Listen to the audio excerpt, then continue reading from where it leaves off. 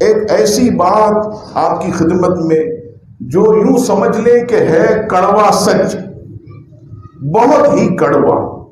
ہو سکتا ہے بہت سے لوگ میری اس بات سے ناراض بھی ہوں، لیکن ہم کیا کریں، یہ ہمارے لیے جو ہے بہت ضروری، اور اس قدر ضروری کہ اگر اس دور کے اندر آپ دیکھیے کہ مسلمان کا ایمان بچانا بہت مشکل ہو گئے۔ ابھی الحمدللہ یہاں پر آپ کی شیرازی برادری کے کئی حفاظ کرام بیٹھے ہوئے، الحمدللہ جنہوں نے قرآن مجید حفظ کیا، اور کئی ایسے بھی ہیں کہ جو قرآن مجید سناتے بھی ہیں، قرآن مجید سماعت بھی کرتے ہیں، اور یہ سعادت وہ پاتے ہیں۔ لیکن میں آپ کے سامنے ایک ایسی بات کرنے والا ہوں جو حق بات۔ الحمدللہ ہم اہل سنت و جماعت، ہم نبی پاک علیہ السلام کا میلاد منانے، ہم حضور غوث الورا کا عرس پاک منانے والے، ہم الحمدللہ غوث و خواجہ کے جو ہے وہ وفادار ہیں، ہم بزرگان دین کے ماننے والے ہیں۔ تو یاد رکھیے گا ہمارا جو بچہ ہے وہ بچہ بھی اہل سنت کے مدرسے میں تعلیم حاصل کرنے والا ہو۔ ہمارا بچہ تعلیم حاصل کرے تو اہل سنت کے مدرسے میں، اور اہل سنت بھی کون سا؟ مسلک حق اہل سنت، سنی، حنفی، بریلوی۔ کسی بھی وہابی دیوبندی کے مدرسے میں اپنے بچوں کو نہ بھیجے۔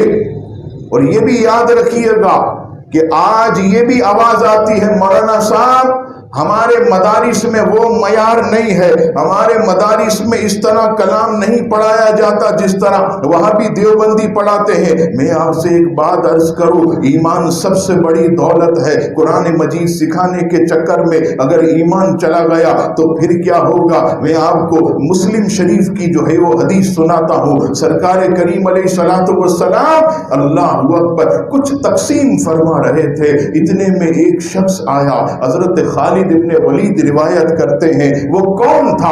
آنکھیں دسی ہوئی تھی اور پیشانی چوڑی تھی، اس کے سر پر جو ہے نماز کا نشان بھی تھا، اور اس کے پانچیے جو ہے وہ بالکل جو ہے وہ اوپر کی طرف سے آ کر کہنے لگا، معاذ اللہ، اے محمد صلی اللہ علیہ وسلم انصاف کر۔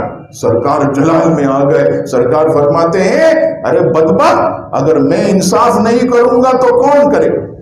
میں اللہ سے نہیں ڈروں گا تو کون ڈرے گا؟ خالد ابن ولید کھڑے ہو گئے اور کہا میں اسے قتل کر دوں گا۔ نبی پاک علیہ السلام نے منع فرمایا۔ آپ علیہ السلام فرماتے ہیں اسے چھوڑ دو، اور فرمایا اس سے ایسے لوگ پیدا ہوں گے کہ جو قرآن بڑا اچھا پڑھیں گے لیکن قرآن ان کے حلق سے نیچے نہیں اترے گا، اور نمازیں ایسی پڑھیں گے کہ تم اپنی نمازوں کو ان کی نمازوں کے آگے حقیر جانو گے۔ اتنی لمبی لمبی نمازیں اور ایسا قرآن پڑھیں گے خوش الہام، تم حیران ہو جاؤ گے، لیکن فرمایا کہ ان کی حلق سے نیچے جو ہے وہ نہیں اترے گا۔ عزیزان گرامی، یہ کون ہے؟ یہ وہی خوارج ہے جو آج دیوبندی وہابی کی صورت میں جو ہے ہمارے سامنے جو ہے وہ موجود ہیں۔ آج جو ہے یہ وقت کی ضرورت ہے کہ ہم جو ہے اپنے بچوں کو جو ہے صرف اور صرف اہل سنت کے مدرسے میں بھیجیں، اور تباہی بربادی میں بتاؤں، کوئی کہے کیا ہوتا ہے قرآن ہی پڑھانے جاتے، میں بتاتا ہوں کیا ہوتا ہے۔ میں آگے پیچھے کی بات نہیں کر رہا، اپنے ہی علاقے گارڈن کے اندر ایک کمپاؤنڈ کی بات کر رہا ہوں۔ ایک صاحب میرے پاس آئے، کہنے لگے ہمارے بھائی کا جو بچہ ہے بالکل چھوٹا، عمر جو ہے صرف اس کی 6.5 سال ہے، اسے جو ہے بھائی نے جو ہے غلطی سے دیوبندیوں کے مدرسے میں ڈال دیا۔ اب کیا ہوا، ایک دن جو ہے اچانک ہم نے جب چینل آن کیا تو اس پر مدنی چینل چل رہا تھا، اس کے اندر صلاۃ و سلام پڑھا جا رہا تھا۔ یہ بچے نے اچانک ماں باپ سے کہا کہ اے میری امی، میرے ابو، یہ تو شرک ہے۔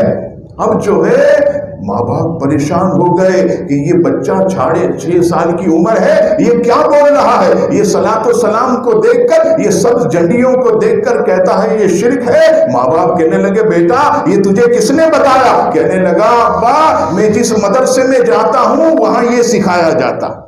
میں جس مدرسے میں جاتا ہوں وہاں یہ بتایا جاتا ہے، آپ بتائیے آج کہتے ہیں مولانا قرآن پڑھنے ہی جاتا ہے۔ ارے یہ تم کو پتہ چلے گا جب تمہارا بچہ بڑا ہوگا اور ماں 11ویں منائے گی تو کہے گا ماں 11ویں نہ مناؤ، یہ حرام ہے، نظر و نیاز شرک ہے، 12ویں شرک ہے، تعویذ پہننا شرک ہے، فاتحہ کرنا شرک ہے، سویم کرنا شرک ہے، نماز جنازہ کے بعد دعا کرنا یہ ناجائز ہے، میلاد منانا ناجائز ہے، جلوس نکالنا ناجائز ہے، یہ جھنڈے لگانا یہ ناجائز ہے۔ ذرا سوچئے کہ یہی بچہ جسے آپ نے پال پوس کر بڑا کیا اور بد مذہبوں کے، وہابیوں دیوبندیوں کے مدرسے میں پڑھایا، آج آپ پر ہی وہ شرک کا فتویٰ لگا رہا ہے، وہ آج آپ پر ہی بدعت کا فتویٰ لگا رہا ہے، وہ آج آپ پر ہی حرام کا فتویٰ لگا رہا ہے۔ اے میرے مسلمانوں، خدا را ہوش کے ناخن لیجئے، دوسروں کو بھی سمجھائیے، یہ عقیدے کا معاملہ ہے،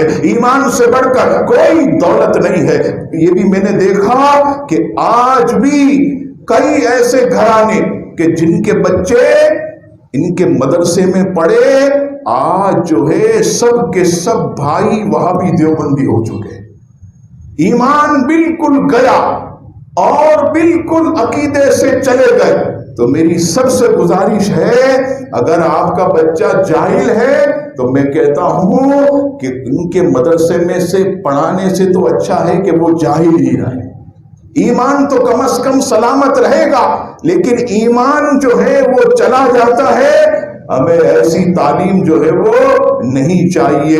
اور نبی پاک علیہ الصلوۃ والسلام سے محبت کرنے والے، حضور غوث الورا کے چاہنے والے، 11ویں شریف کو ماننے والے، سیدی اعلیٰ حضرت کے نقش قدم پر چلنے والے، صلاۃ و سلام پڑھنے والے مدارس میں جو ہے اپنے بچوں کو داخل کرے، وہیں اس کو تعلیم دلوائیں۔ مدرسے کی کمی نہیں ہے، مدارس کی کمی نہیں ہے، ہمیں جو ہے تھوڑا سا تلاش کرنا ہے، ضرور جو ہے ہمیں ایسے مدارس ملیں گے۔ اللہ تبارک و تعالی ہم سب کے بھائی دوستوں کو جو ہے وہ عقل سلیم عطا فرمائے اور بد عقیدگی سے اللہ تبارک و تعالی ہمیں بچائے۔ اور یہ بھی یاد رکھیے گا، الحمدللہ اہل سنت جتنے بھی کام کرتے، یہ ہماری کتاب صراط الابرار قرآن اور حدیث اور صحابہ کے اقوال سے ہم نے تمام معمولات کو ثابت کیا ہے۔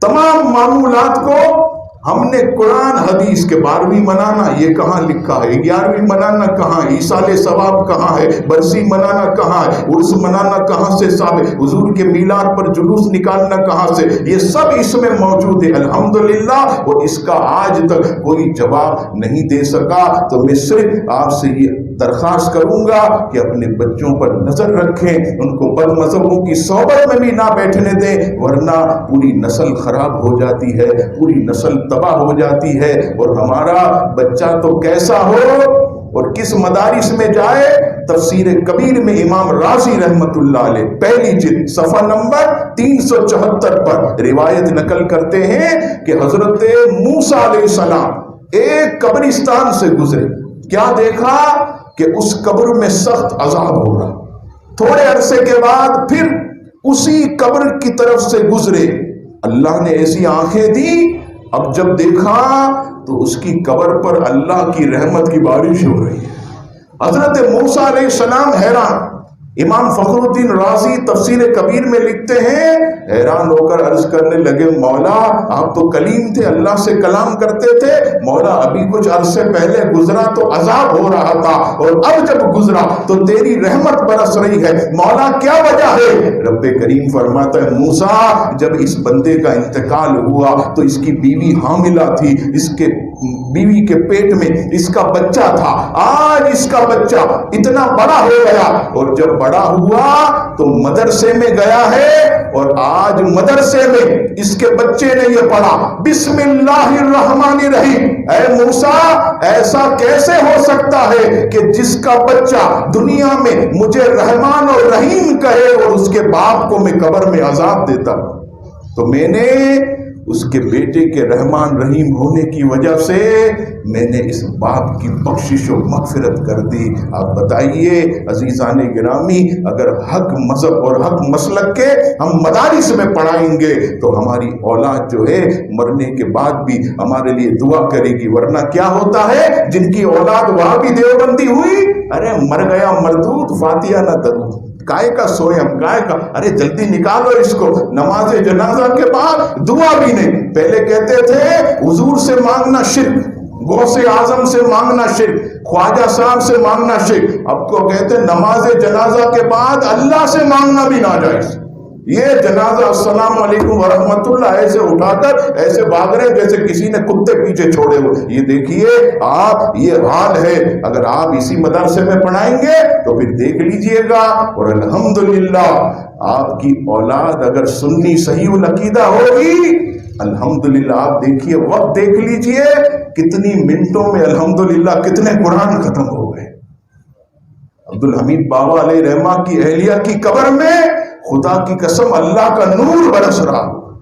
یہ جو ہم ایصال ثواب کرتے ہیں یہ کتنی خوش نصیبی ہے۔ ہر کوئی یہ چاہتا کہ میری اولاد بھی جو ہے میرے پیچھے ایصال ثواب کرے، تو اپنی اولاد کے عقیدے کو بچانا ہوگا۔ اللہ تبارک و تعالی ہم سب کے عقائد و نظریات کو سلامت رکھے، ہماری اولاد کو بھی سلامت رکھے، ہمارے گھر والوں کو سلامت رکھے، ہمارے خاندان والوں کو سلامت رکھے، اور رب کریم جو ہے ایمان اور عافیت کے ساتھ ہم سب کو مدینہ پاک میں موت عطا فرمائے، آمین۔ کیا حضور صلی اللہ علیہ وسلم کے لیے کوئی خصوصیت؟ حضور صلی اللہ علیہ وسلم کے لیے کوئی خصوصیت نہیں، اور یہ گنبد بنانے والے یہ بدعتی شریفی تھے، اور یہ 7ویں صدی ہجری اور 6ٹھی صدی کے آخر میں یہ گنبد تعمیر ہوئی، اور اس پھر ترکیہ حکومت نے اس کے اوپر گرین کلر لگایا جس کو گنبد خضرا کہا جاتا ہے، تو اس کے توڑنے کا حکم اللہ کے رسول صلی اللہ علیہ وسلم نے دیا ہے، بے شک دیا ہے، اور چونکہ اس میں ایک فتنے کی بات ہے اس لیے اس سے روکا گیا ہے، رکی ہوئی وہ بات انشاءاللہ تعالی وقت آئے گا تو وہ بھی ٹوٹ جائے گا، اس میں کوئی مسئلہ نہیں ہے، کیونکہ اللہ کے نبی نے نہ علی خدا ہے نہ خدا سے جدا ہے، پھر کیا بلا ہے؟ نہ علی خدا ہے نہ خدا سے جدا ہے، پھر کیا بلا ہے؟ اللہ کی قسم دنیا کے جھوٹوں میں سے بہت بڑا جھوٹ کربلا کی یہ کہانی ہے۔ اللہ کی قسم دنیا کے جھوٹوں میں سے بہت بڑا جھوٹ کربلا کی یہ کہانی ہے۔ اگر یہ اسلام کا واقعہ ہوتا، اگر یہ کفر اور اسلام کی جنگ ہوتی تو آج یزید رحمۃ اللہ علیہ کی سمائی کسی اور کتاب سے نہیں، انہی کی کتاب سے۔ صرف حضرت حسین جا رہے تھے، یہ ایک حادثہ تھا، واقعہ تھا، یہ ایک اختلافی چیز تھی، یہ کوئی کفر اور اسلام کی لڑائی اور جہاد۔ ہمارے اکابر کو کافر کہیں، اس سے وہ خود تو کافر نہیں ہو جاتے۔ یہ بھی سن لو کہ تک صحابہ کو کافر کہنے سے آدمی کافر نہیں ہوتا، یہ اپنے ہی اکابر کے فتاوی میں میں نے پڑھا ہے۔ اور خواجہ مطلب ہجڑا ہی تو ہوتا ہے۔ آپ دیکھیں ڈکشنری کی کتاب فیروز اللغات میں خواجہ کے معنی ہجڑا بتایا ہوا ہے، فیروز اللغات میں خواجہ کے معنی ہجڑا بتایا ہوا ہے۔ اب وہ مختلف قوموں میں مختلف معنی ہیں بہرحال، لیکن ہمارے یہاں خواجہ ہجڑوں ہی کو کہا جاتا ہے، لیکن ہمارے یہاں خواجہ ہجڑوں ہی کو کہا جاتا ہے۔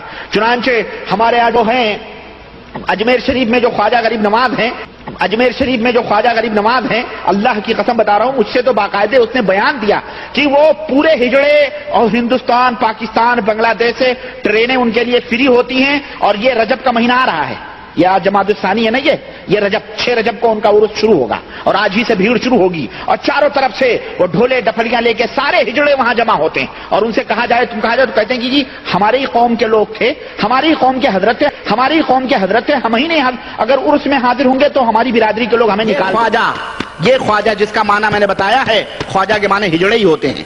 سارے صوفیوں کا سردار ہے یہ خبیث، اور مجدد دین ملت امام احمد رضا فاضل بریلوی نے اپنی کتاب ملفوظات میں، اسی طرح سے فتاوی افریقیہ میں بڑے ہی شیخ کبیر اور کبریت احمر کے نام سے اور رضی اللہ تعالی عنہ کے نام سے اس مردود کو یاد کیا ہے۔ ظاہر ہے شیطان اولیاء الشیطان ہیں، یہ شیطان شیطان کا دوست ہوتا ہے، یہ بھی شیطان وہ بھی شیطان۔ واقع کربلا کس طرح وجود پذیر ہوا اس کو سمجھ لیجیے۔ میں نے بتایا کہ سن 60 کے اندر جب استصواب رائے کرایا گیا تو ممالک اسلامیہ کے بچے بچے نے حضرت یزید کو ووٹ دیا سوائے 2 لوگوں کے. عبداللہ ابن زبیر مکہ میں ہے, مدینہ میں ہے. حضرت حسین بھی مدینہ میں ہے. مدینہ کے گورنر کے پاس یہ خبر بھیجی جاتی ہے کہ تمام لوگوں نے, تمام صحابہ کرام نے بیعت کر لی ہے. حسین بھی بیعت پر آمادگی ظاہر کرتے ہیں, عبداللہ ابن زبیر سے بھی بیعت لے لو تاکہ خلفہ شار نہ ہو. پہلے تو حضرت حسین کہتے ہیں بیعت کر لوں گا, عبداللہ ابن زبیر بھی کہتے ہیں مجھے سوچنے کا موقع دو, سوچنے کا موقع دو. کیا کرنا چاہیے تھا ان کو؟ سوچنے کے بعد بیعت کرنی تھی. راتوں رات بھاگ گئے دونوں, راتوں رات بھاگ گئے دونوں, راتوں رات بھاگ گئے دونوں. اگر آپ نے ابھی تک ہمارا چینل سبسکرائب نہیں کیا تو ہمارے چینل کو سبسکرائب کر لیں